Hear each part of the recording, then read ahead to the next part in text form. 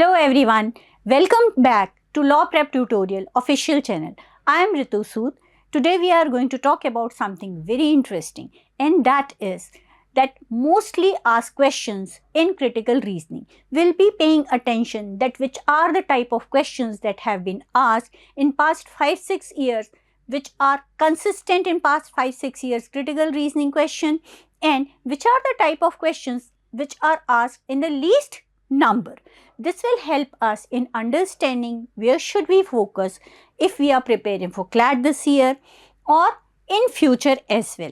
Simultaneously, we are also going to discuss that what should be our approach to discuss that particular type of question, what are the challenges that probably we are going to face or we all face during mock and probably we will face during CLAT. So let's start. Now, when you talk about most commonly asked questions in CLAT, the first question that comes in mind is main idea question. So, if you look at the data, main idea question has been prominently dominating in almost every year CLAT. For example, in 2020, there were 5 questions. When we talk about main idea or conclusion based questions, we also encompass suitable title, central idea, key idea, primarily focused upon and primary purpose. Now, you can see that the major focus towards main idea question was somewhere peaked in 2022 and then they balanced it out till 2024. In 2025 as well, there were 4 to 5 questions of main idea. Now, the second highly asked question that was there was assumption based question. If you look at the trend, that in 2023 there were so many questions which were assumption based. Now, main idea question and assumption based questions are interconnected. If you are able to understand main idea or conclusion, you will be able to understand assumption if your concepts are clear. So, the prime focus should be understanding the key idea or main idea, and main idea, as we all know, is something that author is trying to convey or communicate through his writing. The third most asked question is strengthening and weakening question, though we get rephrased version of strengthening and weakening question like bolster, support and so on and so forth. But if you look at, so they were respectively 2 questions of strengthening and 5 questions of weakening and so on and so forth. But again, the number has been consistent, like 4 or 5 questions are there from strengthening and weakening argument. Now, what are strengthening and weakening argument? Now, all the questions are interconnected when you talk about main idea, assumption question, strengthening, weakening question. So, if you are able to understand the main idea or main conclusion of the passage, you know that what is the thought behind it, that is assumption, and what can I say which can probably support whatever I am trying to prove, and what can I say which probably will challenge the conclusion or what author is trying to prove. Now, another type of question is inference question, and you will be surprised to see that the number of inference questions is highest among all these 4 type of questions. So, why I did not keep it at the first place? Because when you talk about inference questions, I included all the type of questions like inference, agree, disagree, true or false, and so on and so forth. So, if you look at CLAT 2020, say CLAT 2024 or 2025, that you can see that there was a constant increase in inference or true and false kind of questions. That means the author wants not only, or the examiner wants not only to understand the key idea, but also to pay attention to the nuances of the passage. Now, the other type of questions are not that common, and something about which there is so much brouhaha, and students actually pay attention a lot to those type of questions and feel like we need to understand the concept of those questions, like flaw question, paradox question, tone question, which requires a kind of vocabulary, knowledge of vocabulary besides identification of tone. These are the questions which are not asked in much of the or higher numbers, right? So if you want to look at CLAT this year, pay specific attention to main idea, assumption, strengthening and weakening, and inference. So if you understand it, you must know that you have to understand the argument, the facts and the reason behind the arguments, and some option elimination methods that can help you in strengthening and weakening. Now, let's try to figure out that how the trend has been changed in the way of selecting passage and focus in the way of questioning. For example, if you talk about CLAT 20 and 21, the focus was upon understanding the argument, basic inferences, and identification of assumption.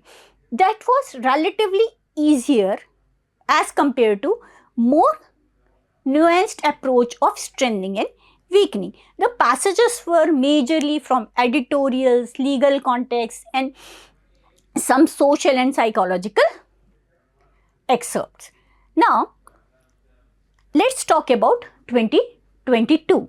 Here, more focus was upon strengthening and weakening argument, which actually requires a bit of anticipation and understanding a bit ahead than assumption and mere understanding the argument, because here you need to think about what probably will be something which can support the argument and which can weaken the argument. That means more inclination was towards reasoning. Here there were certain number of passages which were based upon abstract topic and abstract reasoning was being focused. Now let's talk about 2023. Here there was a shift towards a bit denser argument where a bit of more data and argument and counter argument kind of passage was included. And if you talk about the argumentative editorials where you will have a lot of data, the chances are very high that you are going to get so many arguments, counter arguments, and the conclusions, intermediate conclusions. And if you are not doing mind mapping, if you are not summing up the key ideas pairwise, you probably will get lost in all the chaos of multiple intermediate conclusion. Here there were questions of assumptions and inferences and the topics were abstract. Now when you talk about the CLAT of 2024, where there were certain questions which were not common in the past year paper, like circular reasoning, flaw in reasoning. Here they also connected legal reasoning with logical reasoning.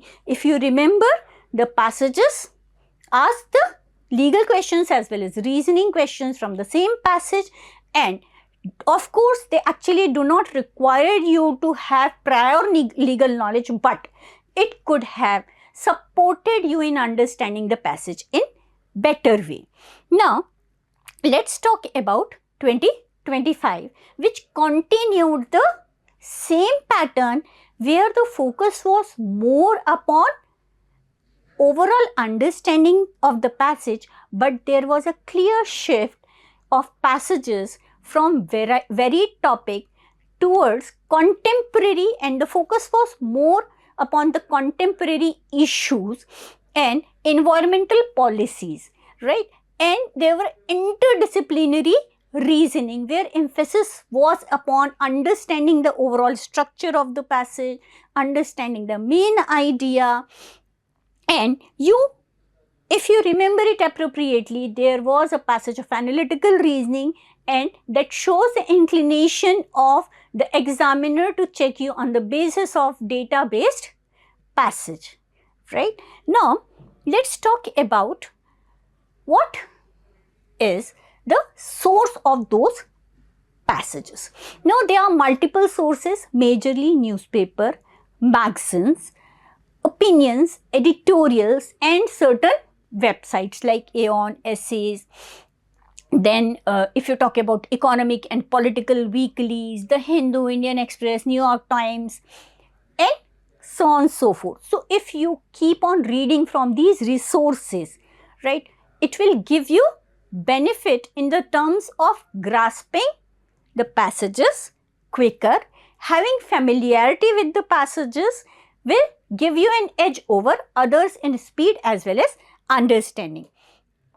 And if you have observed all these trends, it is always suggestible to have a look upon what kind of challenges probably you can face and what could be the reason for those challenges and how to overcome them. For example, let's pick up the first challenge, that is reading fatigue. So many of you have told me that when we are reading, we get lost, and by the time we reach to the end of the passage, हमको ये याद नहीं रहता कि हमने शुरू में क्या पढ़ा था. That clearly shows that somewhere you have lack of reading habit. If you are not reading regularly, if you are giving a gap or break of 5-6 days, 7 days, during your practice of reading comprehension, always remember that will pose a different kind of challenge in reading fatigue. So suggestible thing is to read regularly, read from newspaper editorials, read from online websites, right?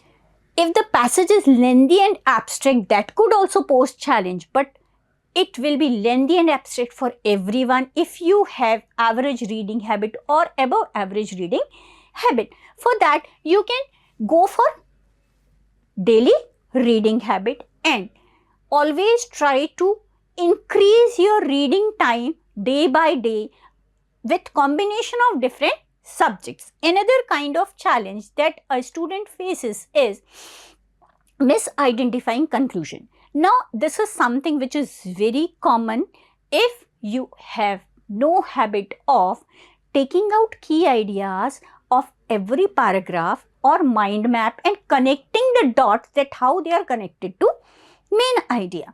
This happens when the passage is dense, when the passage has multiple intermediate conclusions, and those intermediate conclusions are there to support your main conclusion or main idea.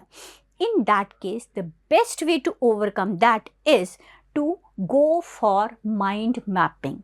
Mind mapping is something where you are creating a kind of blueprint of the passage and taking out key idea of every paragraph and connecting it to the previous paragraph and trying to figure out that what it is overall trying to say, right?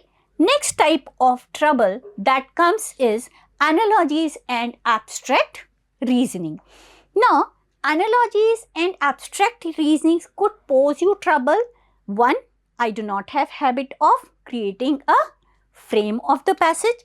Second thing, I lack anticipation. Always remember, when there are two things different which belong to very different topics and are being posed in same passage, probably they have some intention or the other. They try to compare, they try to contrast, but every comparison, every contrast has one common ground, and that is to support your main idea. And again, if you want to come out of this trouble, you have to practice such kind of passages more and more, where there is comparison or contrast drawn to derive to main idea. Next type of challenge could be confusing inferences with assumptions. You need to understand very well that what is assumption and what is inference, and one key point that you need to remember if you want to differentiate between these two is assumption is supposed to support your conclusion, and whenever you negate an assumption, your conclusion will be falsified.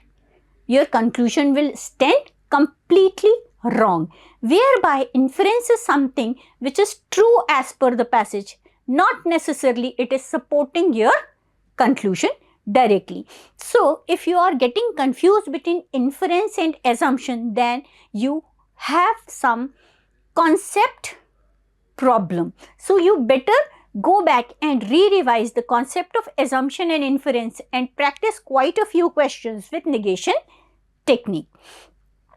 The next type of question is, if we are struggling with strengthening and weakening argument, then probably you are not able to see the logical link. You must understand that whenever you talk about strengthening and weakening argument, you ought to pay attention to the reason behind the conclusion.